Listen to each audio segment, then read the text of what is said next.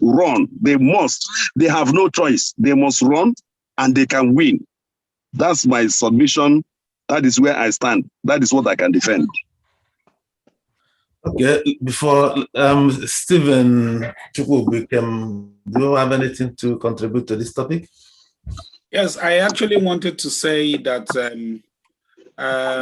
Ms. Brick said it all. Until we begin to realign ourselves, rather than begin to still think of the old Biafra and begin to, make demands that people no longer accept, begin to lay claim of I would say states or areas that actually the current geopolitical arrangement doesn't support. That's I don't know what to call it. Is it dislike or disenchantment coming from the south will continue to be there. I belong to a couple of groups where the IPOB members, I'm sorry to say this, but they think Nnamdi Kanu has done so well, which is good.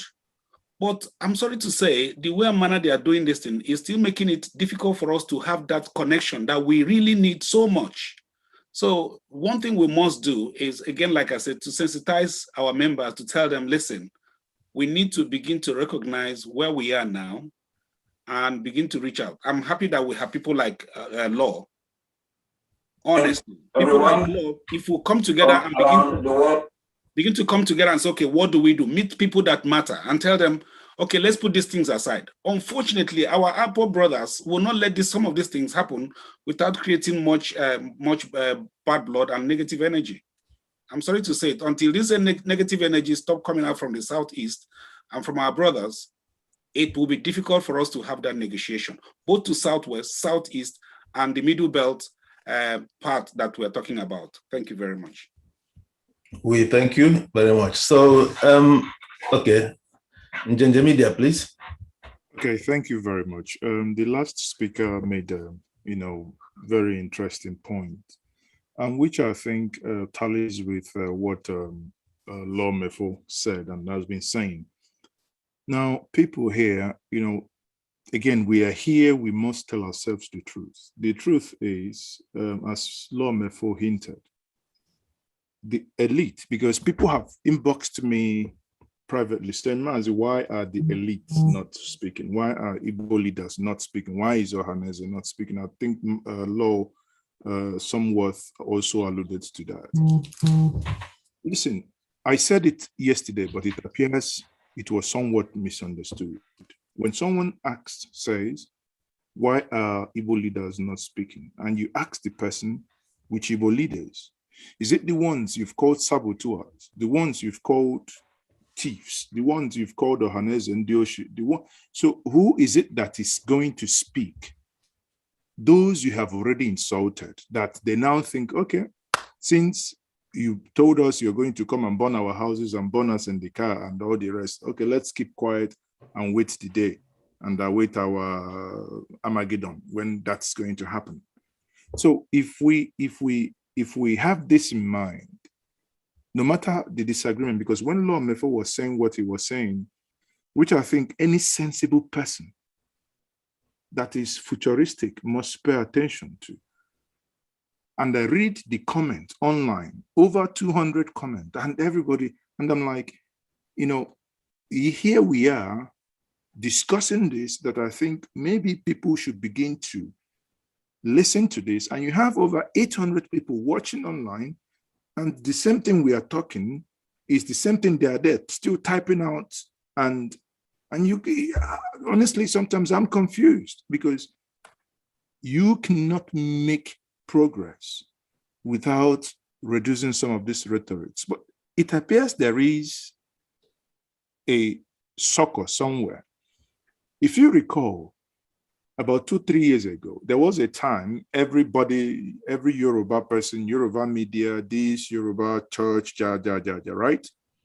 But it has come down because from the head, they were instructed to cease fire, meaning that if the head is able to also come to a point where it tells them to cease fire, I believe the foot soldiers will.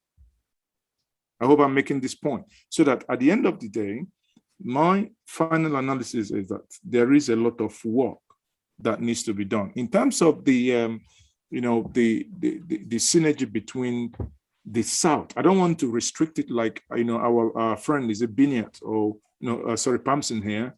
I don't want to restrict it to Southeast, but I want to look at it as a collective, because if you understand the strategy behind looking at it as a collective, the collective South plus the Middle Belt, I think it will strike more chord and it will, we will get somewhere more. And again, and the reason why I say this, so that when you have this bond, and if perchance in the future, push comes to shove, if you fall back on South plus Middle Belt, you become a viable entity. Thank you. Very much. I think, Pamson is here now. Let's Pamson give his response. Pamson, can you unmute yourself? Yeah, thank you very much. I have listened carefully. I think I need to equally re-stress that there is a middle belt. And the middle belt do not directly equate to the North Central the way it is today. And there is no doubt about that. And we have been very clear about that position. The truth of the matter is that even when you see some of our sons, like rightly stated, being chairman of Arewa Consultative Forum, whatever, that does not reflect the ideal of a typical or an average middle belter. It's just like saying that those people who are in support of a restructured Nigeria in the East are not typical, they do not agree with the ideology of a seceded Southeast as being canvassed by the Biafra agitators. The truth of the matter still remains. There is a middle belt, and this middle belt has her own problem, just like we have the situation the Southeast are equally facing. And in the structured called Nigeria, both the middle belt and the Southeast are at disadvantage on the project to be the head of the Nigerian nation. We are put on the same equation. It's very difficult for us directly, the way we see the visibility of being the president of Nigeria is possible, clearly is possible, if an Igbo man who really want to be president rise up to the occasion, like Peter Odili, as a case in point. Peter Odili would have been the president of this country if not for what Obasanjo did to get him out of the way. So there is still a possibility for an Igbo man to be president. But because, like the last speaker, I think the speaker before last said, maybe because they have something in their kitty that they are afraid of, that I can't tell. But the truth of the matter is that there is a possibility. But the possibility is what I have been trying to express. Maybe I have not been able to express it correctly, but the point here is this. You need that alliance between the Middle Belt and the Southern Nigeria.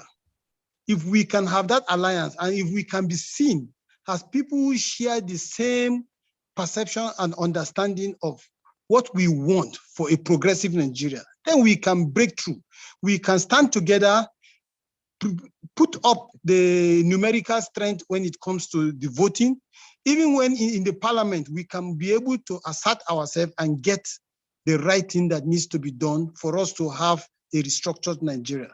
And I think that a restructured Nigeria is the solution, not a seceded part of Nigeria. Because if the Middle Belt have been looking for identity right from the First Republic, is there. For those who study history, is there. So we need to really get out of this thinking that no, that there is nothing critical about the Middle Belt in this equation. No, there is. And that's the point I've been putting forward. Let me quickly say something, Pamson. Yes. When some of us speak about Southern and Middle Belt Corporation, it is not necessarily, in my own opinion, to produce the president. Let me give an example here. People have been speaking about this PIB bill.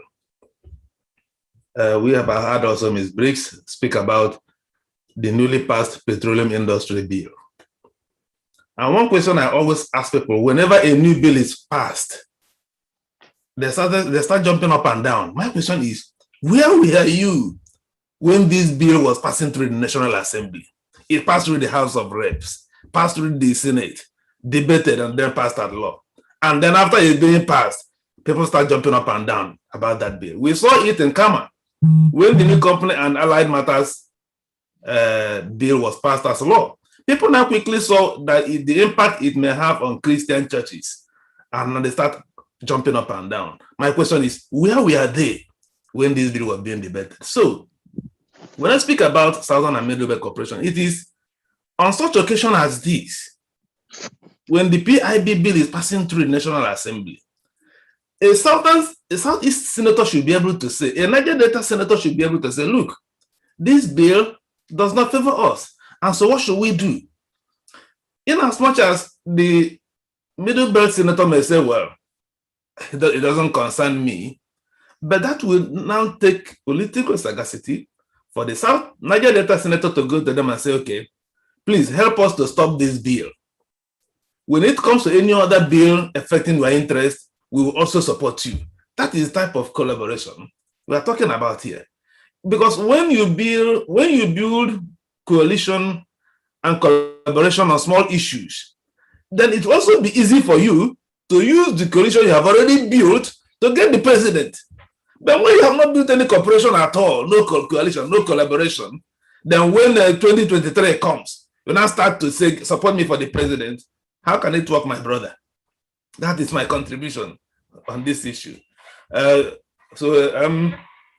other person, please? Papamson, have you finished before we move to? Well, the ultimate is the part you just narrated. That's the ultimate. Let's create this alliance, and from that alliance, we will be able to define the direction of things. Exactly. That's the ultimate goal. Yeah, I agree with you totally on that. But you see, in this country, the man who is at the head of the affairs defines the trajectory of what this country will turn to. Either is the governor, he defines the trajectory of the state. If he's the president, he defines the trajectory of the nation. That has always been the crux of the matter, which naturally should not be if we are in a democracy. But the truth of the matter is that you need a president who understands this is the way things will need to be done. And then things will happen that way. And that is why we are having what we are having today, because this system, the system we run, is centered. And that has been the issue. And that's where the devolution of power and all those storylines are coming up from. So that we need to look at it. Regardless, we need that alliance because the future, like our people always say, the future is more than the past. So if we can create that alliance, we will define the future. And in the future, we can be able to now say, okay, we will continue monopolizing the presidency the way we want. That's okay, let's quickly run through this. Time is flying. Osman, please. Yeah, thank you so much, all the speakers. It's been a very, very interesting and very encouraging conversation. I just wanted to touch a little bit to piggyback on what Mefo and the rest of them has been saying about building coalition, stretching the hands across the divide. See, there is this mindset in the Southeast. An average Southeasterner thinks that Nigeria will just, out of the abundance of mercy, hand over the reins of power to them. But it doesn't happen that way. It has never happened that way in any climate. That means that we have to start from now to build coalition. And how do you do that? First of all, is you have to change your mindset. Changing your mindset is when you start not seeing a Yoruba man as an enemy, a South man as an enemy. You see them, rather, even the houses, you see them as more of a competition. And what that means is that when you see somebody as a competition, it means that there are areas that you might not be competing. There are actually areas you might have some shared interest. And when that is the case, that means that you can work with them. And that it doesn't matter that tomorrow something else might change and you might decide to work with somebody else.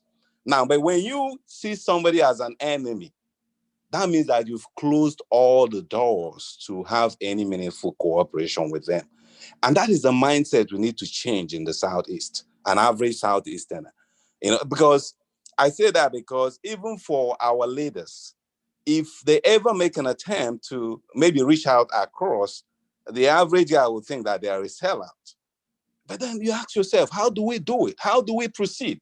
Somebody just said something to the effect that, Nigeria can actually produce a president without having even a single Igbo vote. That tells you something. So the moment we call us the intellectuals or whatever, we start having this discussion, talking with our people, let them change the mindset. It's not like that. We are not really victims. I mean, we are shortchanged in the way of things because we fought an existential war. But we've done so well. We've risen from the economic ashes. What we need now is to let reason, not emotion, reign. That means that we have to really, really change our mindset. So that's what I just wanted to add. And I thank you guys for the discussion. Thank you very much, Osman, for your very good contribution. Eze, please, Chinedu, please. Okay. I want to thank everyone that was present in today's meeting. It's quite very interesting. But there are very important issues that we did not address. It's very, very obvious that two things could be drawn from all the activity of Mazi. One, he had some valid points he was raising that drew a lot of attention, of which the Nigerian state currently is talking about restructuring. Secondly, he has touched on some others. And the topic for tonight's discussion is, what does this present for us as a region? This is the best time for our elders to remove every grievances that they have gotten as a result of Mazi Nnamdi Kanu's anger and negotiate a way forward for our region.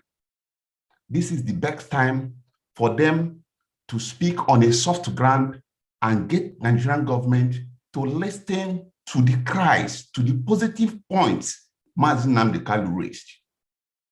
Anybody who is in this forum today that do not have at least one truth he picked from all Nnamdi Kanu said is not being just to the issue at hand. So the elders should be elders. The leaders should be leaders and forgive whatever hurt they must have taken from the utterances that came with the struggle. Anger brings a lot of things. It's because he lost trust in some of the representations. This is the best opportunity Igbo leaders and South leaders have got to bring Nnamdi Kanu closer again by standing out and saying, yes, our son must have said some certain things about this country, but he has some points. And I leave it at that matter. Standing on this line of thought will lead us to that definite need we need to balance the restructuring struggle that they have agreed now to go into. It's just my only two suggestions. Be considered. Mr. Let me ask you a few questions before you leave. I'm sure you are not, you must be aware of the American Civil Rights Movement. Yes. And you know about Martin Luther King Jr. Sure. And you know about Malcolm X. Sure. And that even when Martin Luther King Jr. is leading his civil rights movement, Malcolm X was using a fiery, almost armed protest as well. Not armed, but fiery protest. There were also Black politicians at Washington at that time also who were still doing their political stuff. Are you still here? I'm with you. I'm yes. all yes. Now, eventually, who would you say contributed the greatest to the gains of the American civil rights movement in the 1960s? Now, the honest truth we must take to this correct question is that was America. No, let's not, just say that, just answer the question and then you don't know where I'm going anyway. So just answer the question without presuming what I want to say. I want us to reason and bring out a point. Okay. If I am to answer to you, Martin Luther King did the magic. And to bring back what I am saying about okay, don't worry, don't apply it to Nnamdi Kanu yet. We are trying to reason out something.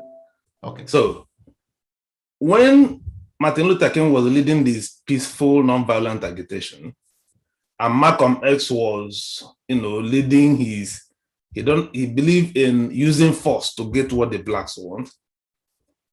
We are the followers of Malcolm X, the riding Martin Luther King, so we'll kill you, or even attacking his burning his house, say, stop what you are doing. No. The followers of America is a different climb. Wait now. The followers of Martin Luther King say, Malcolm X, stop what you are doing, otherwise we will kill you and stop what you are doing. No. The both of them, Malcolm X and Martin Luther King, say, hey, all you black politicians in Washington, come back, or else we'll kill you and burn your houses. No. So each of them we are doing what they were doing. Let's go back to the Irish question, Northern Ireland. When the Irish people were fighting for, we don't want to be part of the United Kingdom anymore. They have their own militant wing, they have their own politicians, they have an agitators. All of them were doing their bit. They disagreed, but they were not killing each other. And eventually, Northern Ireland got their devolved government. When we come to this type of forum, it's always good to reason and think, because the only way you can advance in life is by reasoning and thinking and using your brain. You don't gain anything in life by emotion or maybe going the way you're doing without reasoning with others. So one thing we are taking from here today is so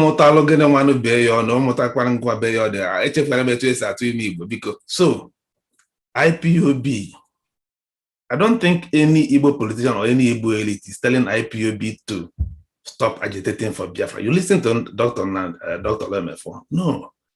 Dr. Lemefo is not telling IPOB to stop agitating for Biafra. He said, agitate for your Biafra, but do it in a way that leave room for collaboration with other people who are also advancing their own cause in life. You don't have to beat up Ikekweremadu in Germany because you are a member of IPOB. You don't have to always curse Joe, former Ohaneze, because you are agitating for Biafra. No, do it your stuff. Allow the Puritans to also do your stuff. At the end of the day, if you are all pursuing to the same goal for the benefit of Ndibu, that you shouldn't be killing each other for, and you shouldn't be using fiery language that will incite violence. I think that is what someone like Domefo is saying. Prove me if I'm wrong, and then let's allow others. Can I ask you a question?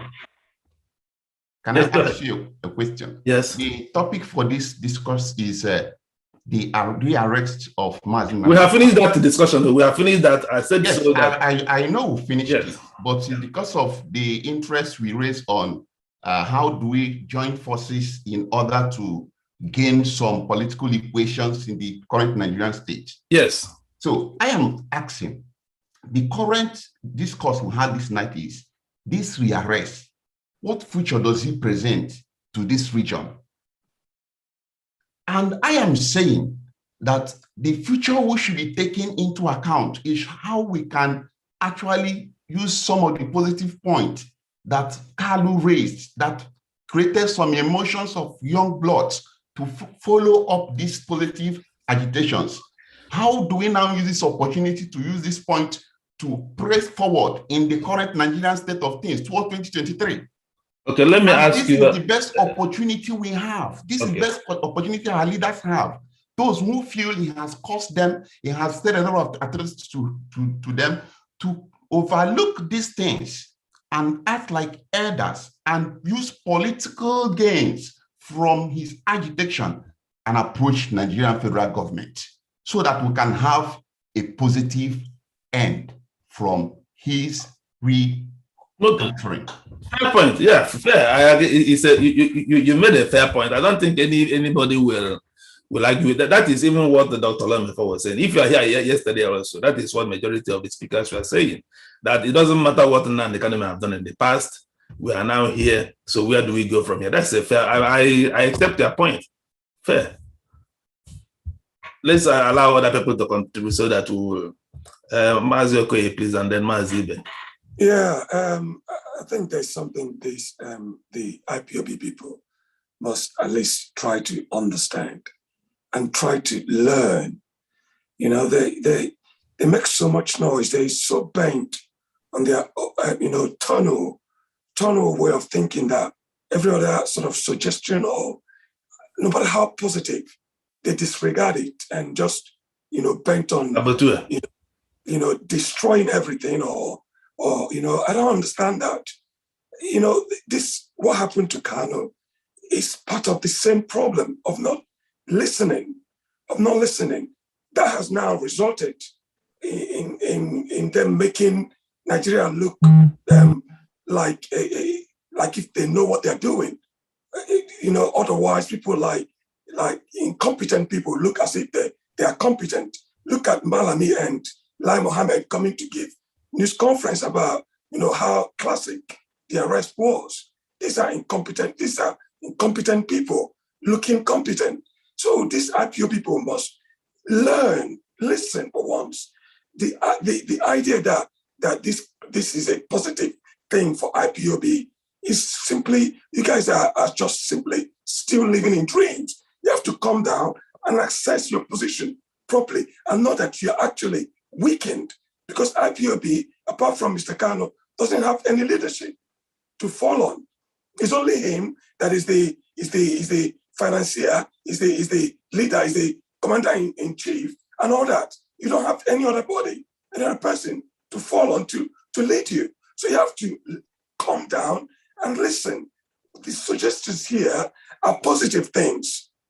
You have to, at the end of the day, all these things has to boil down to political solution. It cannot kill your way to Biafra.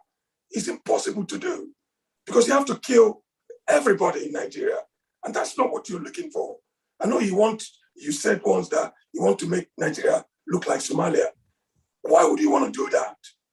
If you have a better way not to do that, why would you go down through that route just for the sake of doing it? So you guys should see this as a catalyst to you guys rethinking your strategy. Calm down a bit. Just reason with other people. We're not telling you this because we don't want a better Nigeria or a better Biafra or something better for Igbo people. We want that more than you do. But you have to try to listen, try to incorporate other ideas. You cannot achieve things by force. You cannot do that. Thank you. If you learn that, it will go a long way to help you. Calm down, please. Thank you. Thank you very much, Mazuke. Let's listen finally to Ibe, and then we, I think, has he left? Mazibe. I was about to ask you to unmute, and then I suddenly don't see you anymore. Okay, you are still here. Mazibe, please. Yeah, thank you, my brother. I've listened to many comments and observations by my brothers and sister Briggs. And it appears many people are laying so much emphasis on Nnamdi Kanu's rhetorics and method, which I find quite embarrassing, really, because it does appear that people have not traced far back to the 70s after the war to when Nnamdi Kanu came on scene. I wouldn't want to go back to 1970, immediately after the war, what happened. But let me take it from when Nigeria was registered on OIC. What happened? Apart from Ukuwe, nobody said anything. And that is when all this subjugation started. The Igbo political elite have not done what they're supposed to do. They're a complete failure. And because they're a complete failure, for whatever reason, are they afraid of whatever thing I cannot explain? But they created that vacuum. Because they couldn't stand up to the northern political elite, they were outsmarted at every point. And of course, we recall that Barrister Nnadi has been going around the East, the Niger Delta, and all whatnot, collecting all what information and data. That has not worked. And you see the Fulanese pushing through so many obnoxious policies. And then here comes Nnamdi Kanu. Having seen all this, he thought at least that people, if they don't want to come out publicly to support, they'll call him in behind the scene and say, we are behind you. And that was not coming. And I suppose that was why he adopted that rhetorics. He became very abusive because he became so frustrated. Why people who know what happened in 1966 to when he came on scene, nobody was pushing back the Fulanese, nobody. And I stand to be corrected. There's no living Igbo man today who has raised the awareness of not only the Igbo people, but the whole South and Middle Belt, like Nnamdi Kanu. He has done so much, but nobody is perfect. I suppose our leaders will now have to forget, or political leaders, or the supposed political leaders, they now have to forget the rhetorics, because if Nnamdi you cannot dictate that. You cannot dictate it that way. Please, can I finish? I didn't talk when you were talking. If Nnamdi Kanu goes down, the entire Igbo race is going down with him. That's not true. You're lying. Please, can I finish? I didn't speak. We're not going down with him. Please, can I speak? I kept quiet while you were speaking. Please, let us be civil. But you're making an incendiary comment. This is the kind of moderator. Could you please call him to order? That's okay. Let him finish his point, please. An incendiary comment. Let him finish his point, and then you can reply. Mazimbe, please go ahead. Yeah. So this is the kind of attitude that people from the East, they tend to exhibit, that they know more than every person. And when you do that, you create problems. I know what Mbakwe did. I know how he managed to get certain things. But apart from Mbakwe, after our former leaders, nobody is come, and Alexa Kweme, nobody, and Ukuiwe, nobody else.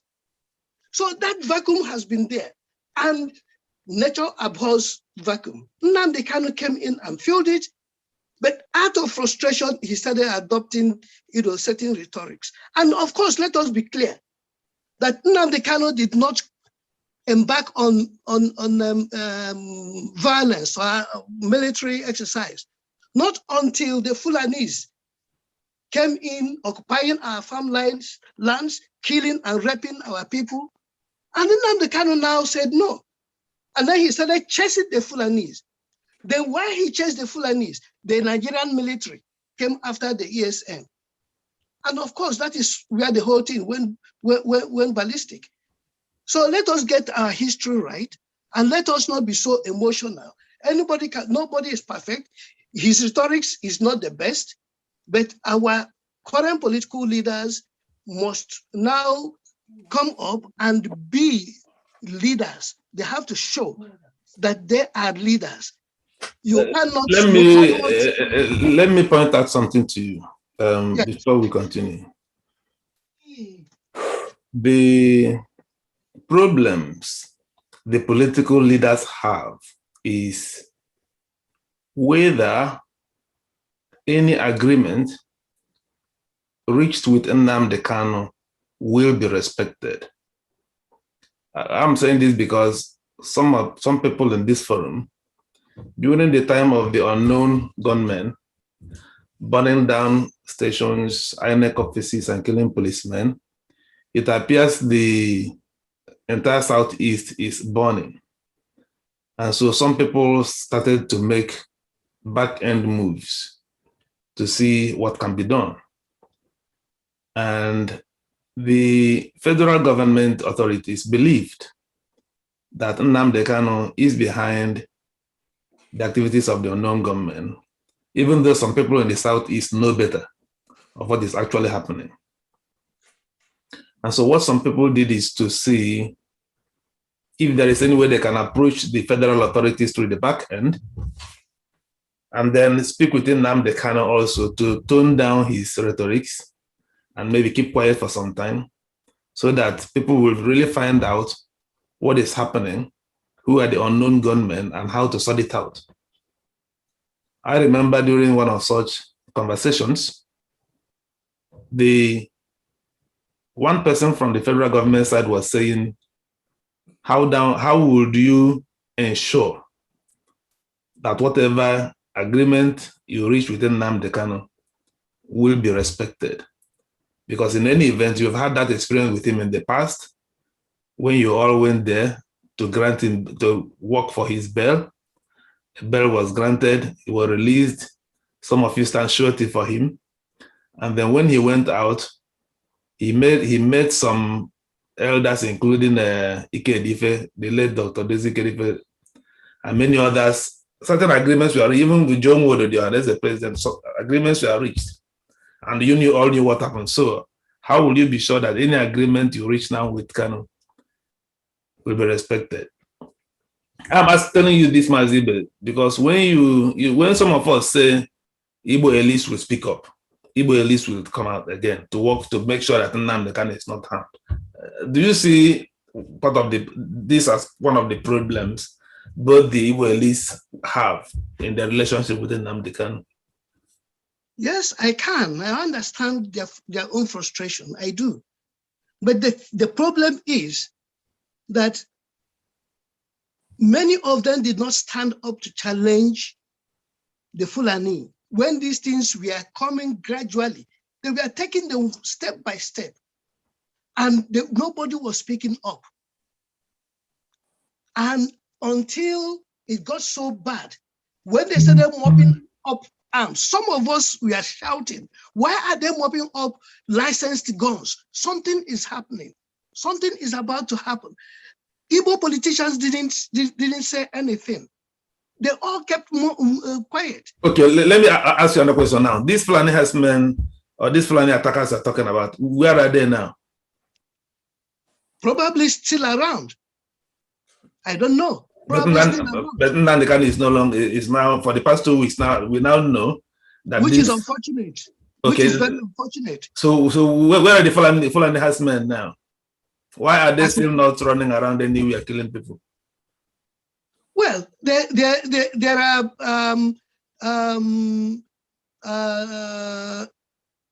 news or information, coming from several places. What they are still doing.